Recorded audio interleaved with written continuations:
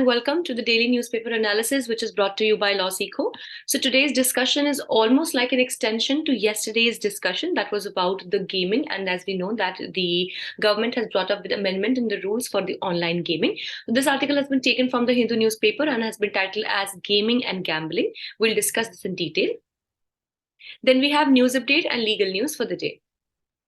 So this article that talks about gaming and gambling, the draft notification brought by the MeitY, that is Ministry of Electronics and Information Technology, for regulating the online gaming industry has some unanswered questions. Now, as we know that just like the online platforms that are the OTT platforms, we have the Intermediary Guidelines and Digital Media Ethics Code Rules 2021, in which we have the addition for the amendments that have been brought for online gaming as well.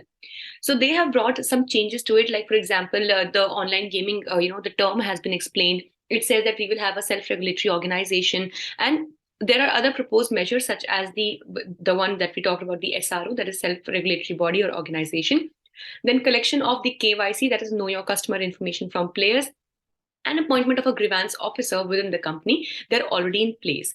Then it also says that the states like Tamil Nadu sought a much stricter regulation for the online gaming industry than what the center is providing. So basically it is saying that there might be a time that when a conflict may arise between the center and the states with regard to the rules with the online gaming.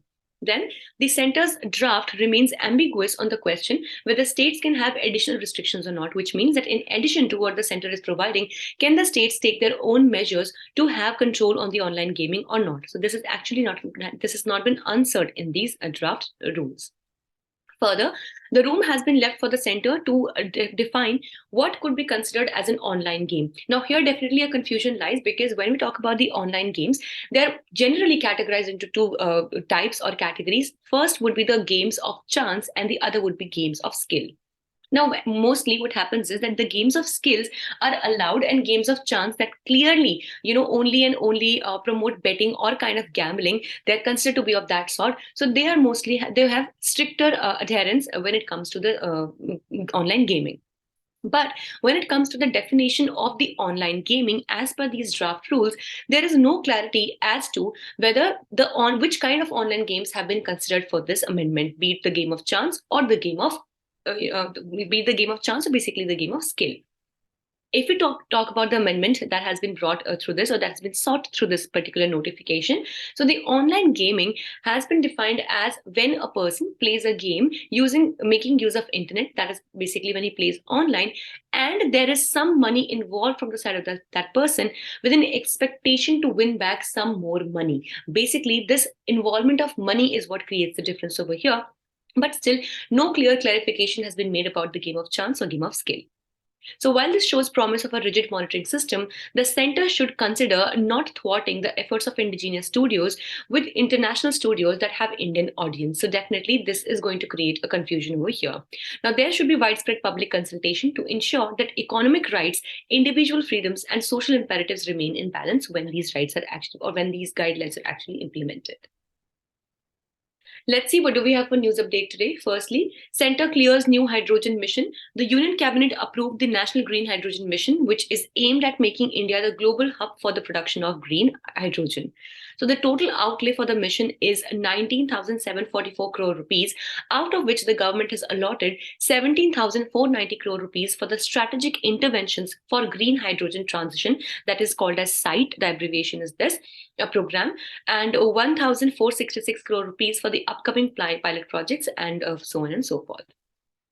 Secondly, Silent Valley bird species number goes up to 175. So a bird survey conducted in the Silent Valley National Park in the last week of December identified 141 species, of which 17 were new.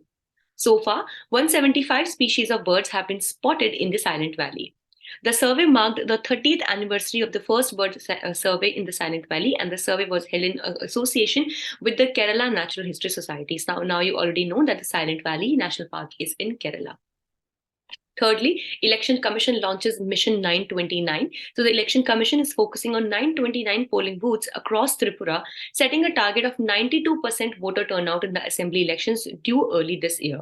These booths recorded a voter turnout of less than 89%, which was the average across 3,328 booths in the 2018 assembly polls. Fourthly, Captain Shiva Chouhan, first women officer to be deployed at Siachen Glacier. So Captain Shiva Chouhan of Fire and Fury Sappers has become the first woman officer to be operationally deployed in Kumar Post at the highest battlefield in the world, that is Siachen. So Chauhan is now deployed at the Kumar Post at a height of 15,632 feet.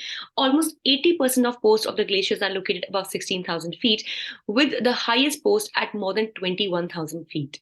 She will be a team leader at the post and will be responsible for numerous combat engineering tasks. Fifthly, SMART program launched. So the scope for a mainstreaming Ayurveda research in training professionals program was launched by the National Commission for the Indian System of Medicine and the Central Council for Research in Ayurvedic Sciences, the two prominent institutions under the Ayush Ministry. Sixthly, Gaan Ngai festival of the Zeliangrong community. So the Gaan Ngai festival is one of the major festivals of Manipur, which is celebrated every year after harvesting. The festival also marks the end of the year when the farmers have stored their food grain in their granaries. The Zeliangrong community in Manipur comprises Rongme, Langme, and Zime tribes. Seventhly, former IAS Kaki Madhava Rao's new book that is called as Breaking Barriers. So former IAS officer Kaki Madhava Rao has authored a new book titled Breaking Barriers, The Story of a Dalit Chief Secretary, which addresses the details about the dynamics of civil services at the ground level and also fills the gap in the knowledge about micro policies and governance. He is a 1962 batch Indian Administrative Service officer and retired as the Chief Secretary of Andhra Pradesh. He has also served in the Reserve Bank of India as a director and as a member of subcommittee, the Board for Financial Supervision. So let's see what do we have for legal updates today. Firstly, Supreme Court stays High Court direction to conduct UP local body elections without OBC quota.